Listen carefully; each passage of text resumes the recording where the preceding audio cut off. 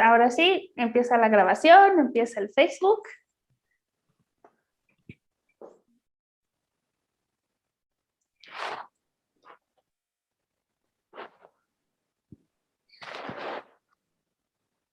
Muy bien. Pues ya estamos en vivo en Facebook, Omar.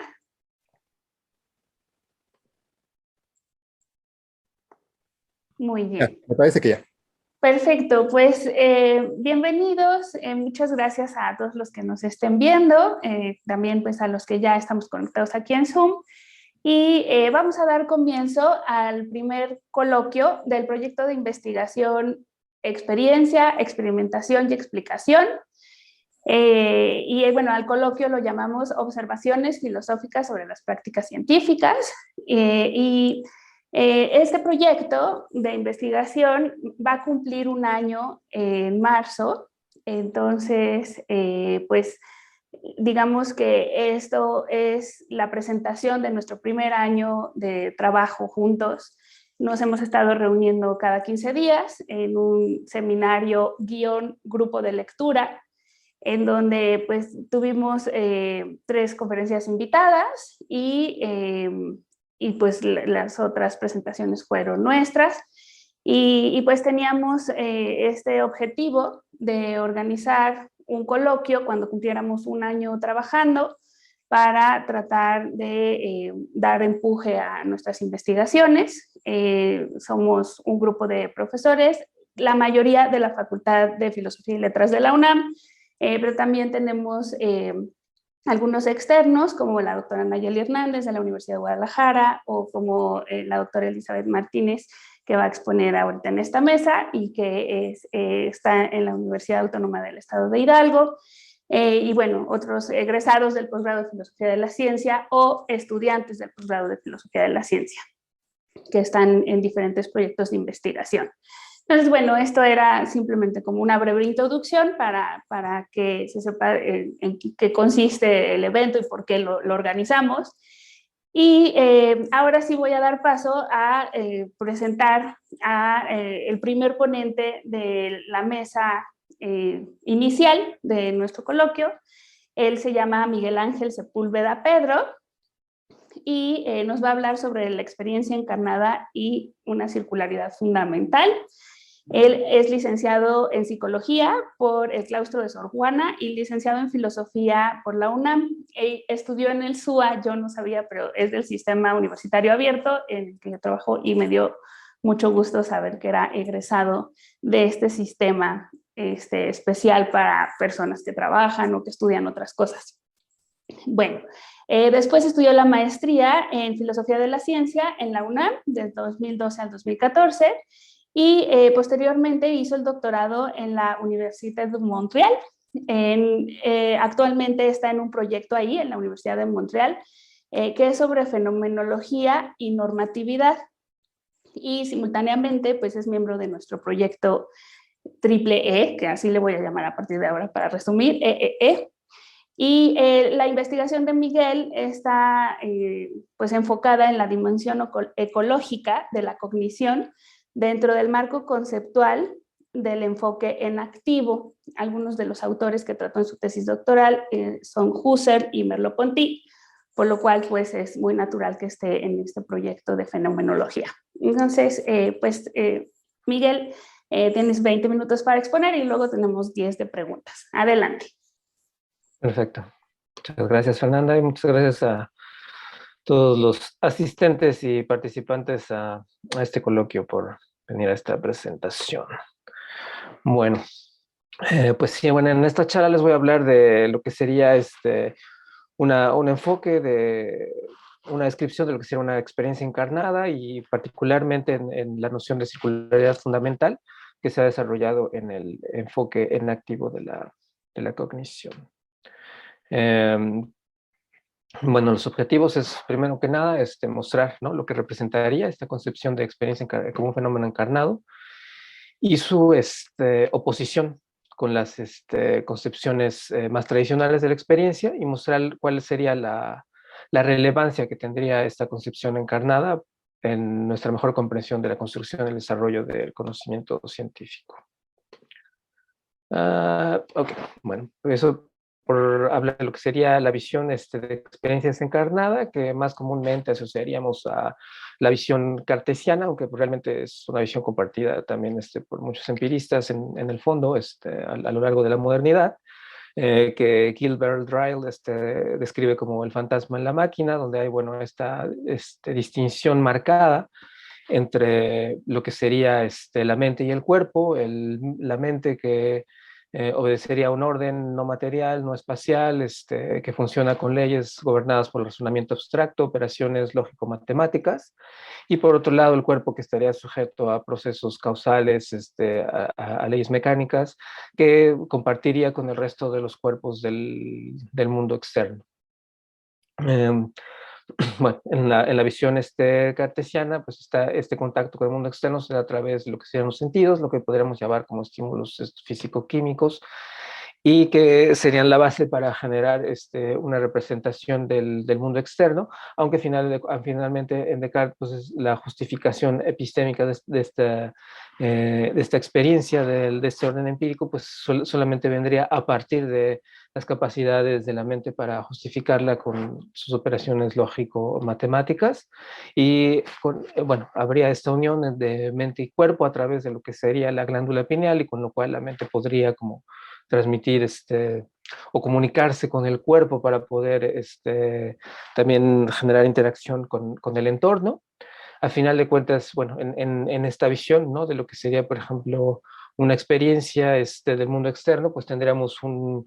una brecha importante en la cual justamente pues Descartes reconoce que se podría aparecer esta figura del genio maligno y poder engañarnos acerca de todo lo que de todo aquello con lo que nos relacionamos empíricamente. En lo que es la ciencia cognitiva tradicional se reproduce en gran medida este mismo esquema, a pesar de no ser dualista, o aparentemente no ser dualista, sino plenamente materialista. En lo que sería la escuela del cognitivismo, esta primera forma de ciencias cognitivas, para quien la cognición opera mediante el procesamiento de información con operaciones computacionales a través de algoritmos lineales, para quien todo esto ocurre en el cerebro, el cual funciona de manera análoga a un ordenador. Eh, el mundo externo en estos diseños pues tiene que ser internalizado a través de representaciones mentales, porque solamente de esa forma puede ser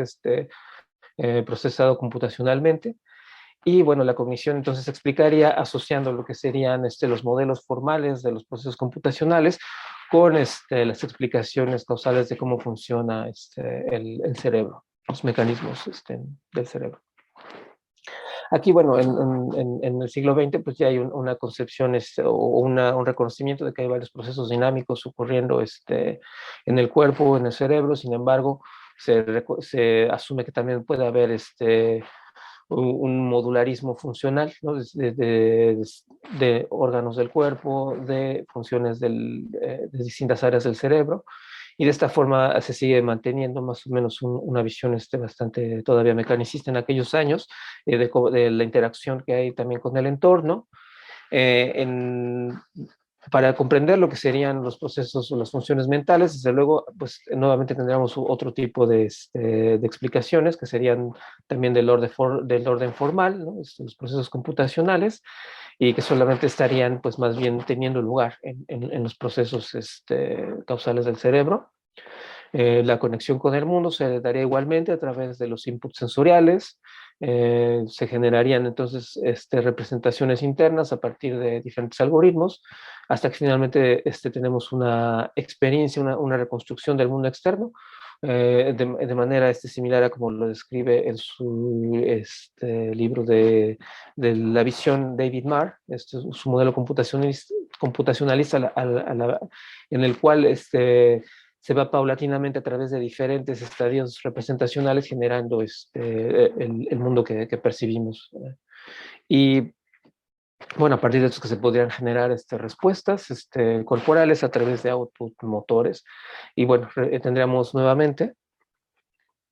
la aparición de esta brecha entre el mundo externo y entre el mundo empírico representado internamente,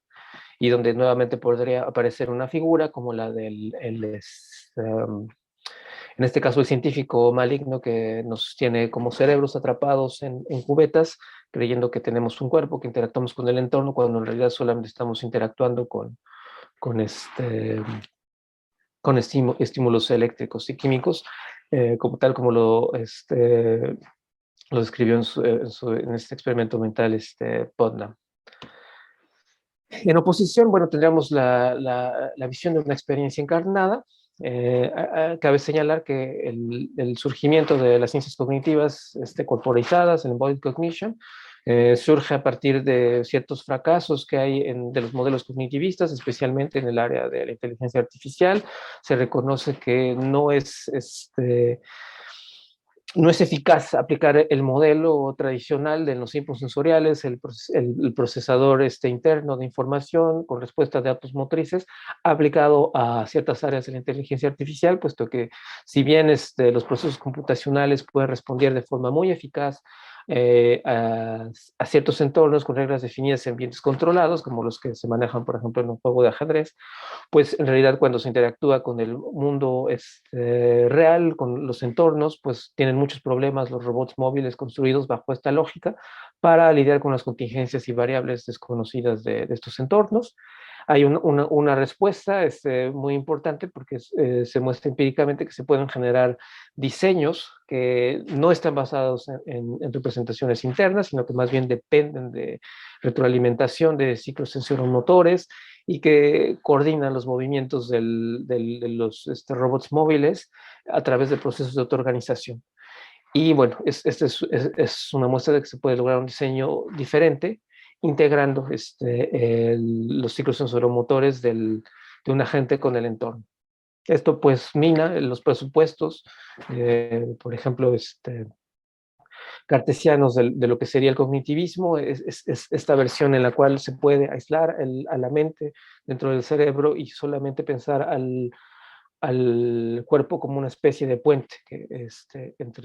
con el mundo externo, y más bien se comienza a pensar en que es un sistema integrado del cerebro, el cuerpo y el mundo externo, lo que realmente está produciendo nuestras funciones cognitivas, incluyendo también la forma en la que nosotros percibimos y tenemos experiencia del entorno,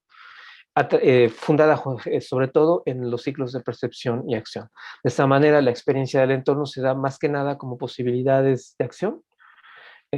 como posibilidades de interactuar de forma óptima, por ejemplo, en las tareas que realizamos, y entonces el sentido primario, por ejemplo, en este caso del, de lo que percibimos en el entorno, pues sería más bien cómo podemos llevar a cabo o ejecutar adecuadamente nuestras habilidades motrices, y desde luego el cerebro estaría participando en esta adecuación o en esta coordinación que tendría el cuerpo con el entorno.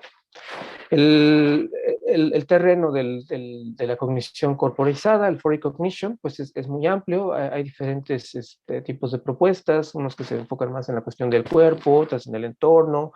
la cuestión inactiva en la generación de normas de interacción y de establecer el sentido que tienen las cosas a partir de esas interacciones. La versión de mente extendida, que es muy interesante de cómo los artefactos juegan un rol constitutivo en las funciones cognitivas. Y bueno, ya se le quieren agregar otras E's y otras A's a esta descripción, que es muy amplia, pero sigue aún desarrollando varios proyectos. Pero bueno, el día de hoy me quiero centrar en lo que sería la visión del enfoque en activo, una descripción muy breve y más que nada centrarme en lo que sería el concepto de circularidad fundamental. Primero que nada, para comprender esto me gustaría hablar un poquito de cómo deberíamos de comprender, ¿no? Lo que es la inacción y por lo tanto lo que sería el corazón de esta visión de ciencias cognitivas,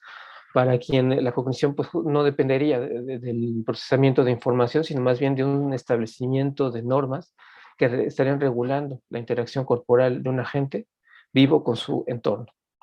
Estas normas de interacción pueden ser de diferente orden, pueden ser bueno, primariamente son de orden biológico, son las que permiten a los agentes vivos mantenerse con vida, luego estarían las sensoriomotoras que permitirían nuestras interacciones de hábitos corporales con el entorno, las intercorporales de interacción con otros agentes, y bueno, en el caso de los seres humanos estarían las cuestiones lingüísticas, a través de conversación, diálogos, etcétera. En este sentido, la enacción también implicaría el hecho de establecer un sentido o un significado en el entorno a partir del historial concreto de interacciones, es decir, a partir de estas normas de interacción se podría percibir, ¿no? Como en términos de lo que es correcto o incorrecto, o es posible o no es posible hacer o interactuar, ¿no? Ya sea con el entorno o con otros agentes. Y en este sentido, no hay una predeterminación absoluta en nuestra relación con el entorno, porque justamente se va generando a través de la existencia concreta de esta interacción que tendremos con el entorno. Y por eso el enactivismo utiliza como lema esta frase de Machado, y reproducida por Serrat, de caminante no hay camino, sino que se hace camino al andar. Cuando nace el enfoque en activo, otro de los parteaguas que ellos intentan hacer en las ciencias cognitivas es resaltar la importancia de estudiar rigurosamente lo que serían las observaciones en primera persona, y no solamente los en tercera persona, las relaciones causales, sino que hay realmente la necesidad de hacer uso de métodos de análisis de la experiencia subjetiva o intersubjetiva, porque en realidad está construida intersubjetivamente, desde una visión fenomenológica y enactiva. Y bueno, ellos hacen referencia mucho a los métodos fenomenológicos, a la filosofía generada a partir de la fenomenología para comprender el rol de la experiencia y cómo aportaría al campo de las ciencias cognitivas. Hay varias maneras de relacionar fenomenología y ciencias cognitivas. Está en la propuesta de la neurofenomenología, la ilustración mutua, cómo ayuda la fenomenología para la elaboración experimental y cómo puede servir también de guía de elaboración conceptual. Aquí me quiero enfocar sobre todo en la idea de la circularidad fundamental que aparece en The Embodied Mind, la primera obra del enfoque en activo, donde justamente ellos parten de este reconocimiento, un poco similar quizás a como lo hace Heidegger cuando empieza esta pregunta por el ser, a reconocer que, bueno, que de entrada cuando comenzamos un proceso de reflexión,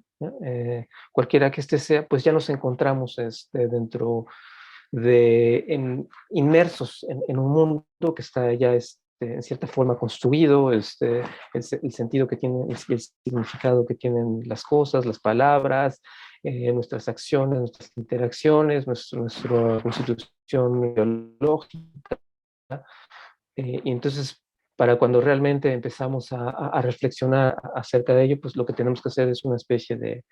conocimiento de cómo estamos inmersos en ese entorno. Entonces, desde esta perspectiva, el análisis del filósofo de ciencias cognitivas y del científico no solamente va hacia lo que sería la interacción con el entorno y con los otros agentes, sino que parte de la observación de este fenómeno atañe también a la inclusión o a la inmersión del científico, del filósofo, en este fenómeno que está bajo observación, y esto empieza a generar lo que sería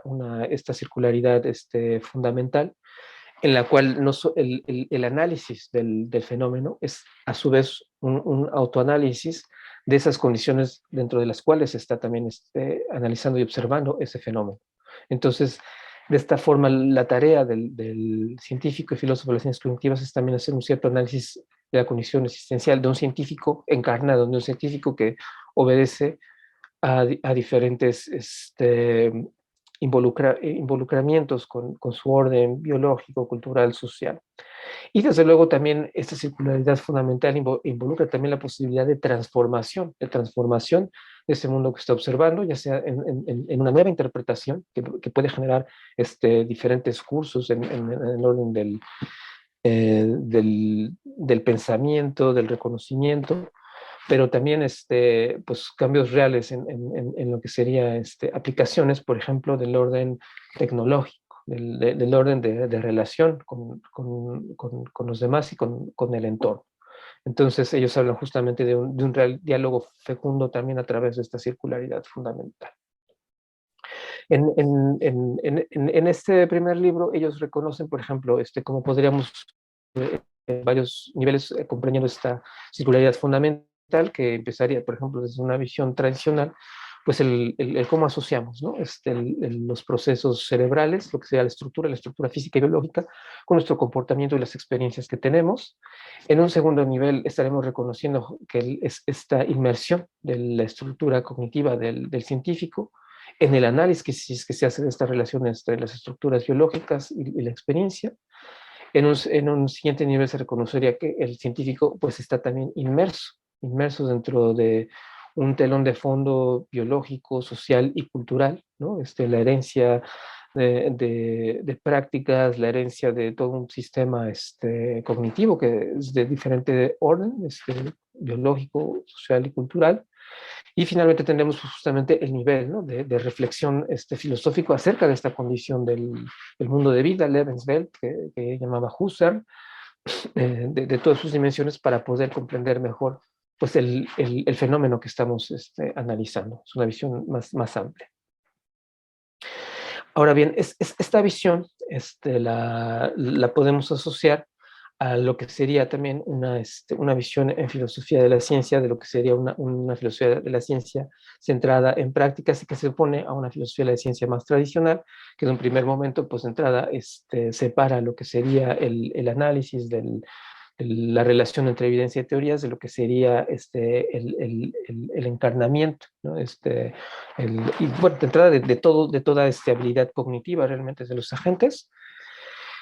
En un segundo momento, bueno, tendríamos una visión que podría ser naturalizada, ¿no? Pero que podría ser naturalizada de un modo neurocéntrico o que podría ser naturalizada de una forma de ciencias cognitivas corporizadas.